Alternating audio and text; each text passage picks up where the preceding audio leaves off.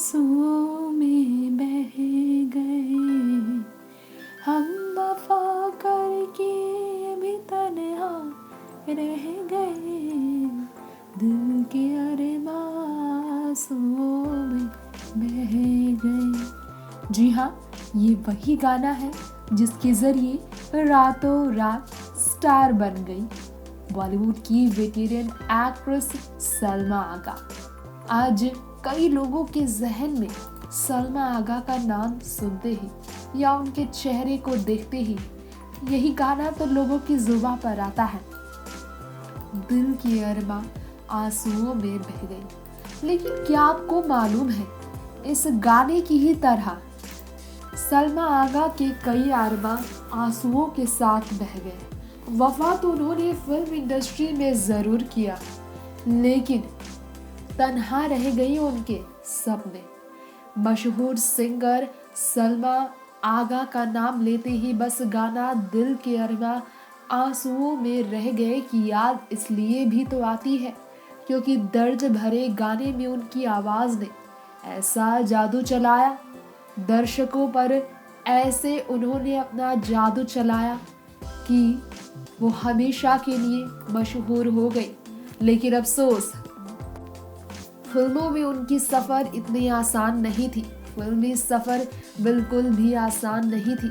सलमा आगा की निजी जिंदगी और उनकी करियर की बर्बादी के पीछे का क्या कारण है, आज हम आपको बताएंगे।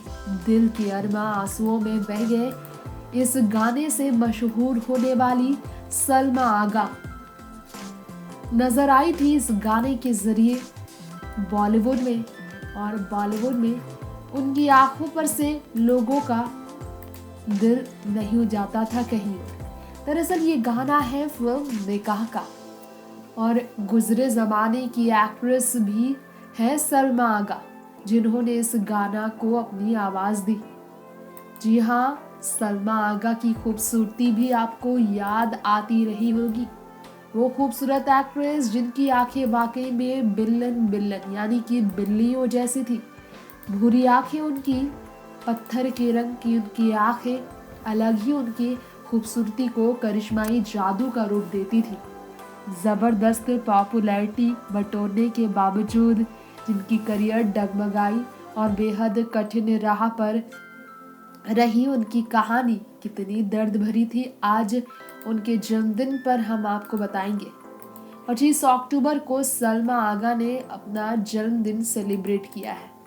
साल बात की जाए तो 8 से नहीं बल्कि साल 1956 में पाकिस्तान में हुआ था सलमा आगा का जन्म। सलमा की नानी उनकी बॉलीवुड में काम के खिलाफ रही है कहा जाता है, फिर भी बॉलीवुड के स्नोमैन कहे जाने वाले राज कपूर साहब ने सलमा आगा की खूबसूरती पर पैदा होने पर उन्हें फिल्मों में लाने का मन बना लिया था। राज कपूर साहब का पुश्तैनी हवेली भी, पुश्तैनी महल भी पाकिस्तान में ही है, और इसलिए पाकिस्तान के पेशावर में जो ख्वाजा मार्केट है, वहाँ उनका जो बंगला है, इससे मालूम चलता है कि पाकिस्तान के रह के बॉलीवुड में अपना योगदान देने वाले राज कपूर यहाँ सलमा को भी बड़ी हीरोइन बनाना चाहते थे, लेकिन सलमा की नानी ने उन्हें हमेशा एक्ट्रेस बनने से रोका।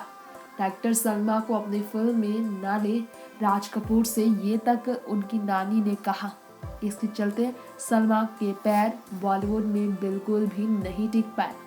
मुसीबत काफ़ी ज़्यादा उनके सिर पर चढ़ती रही।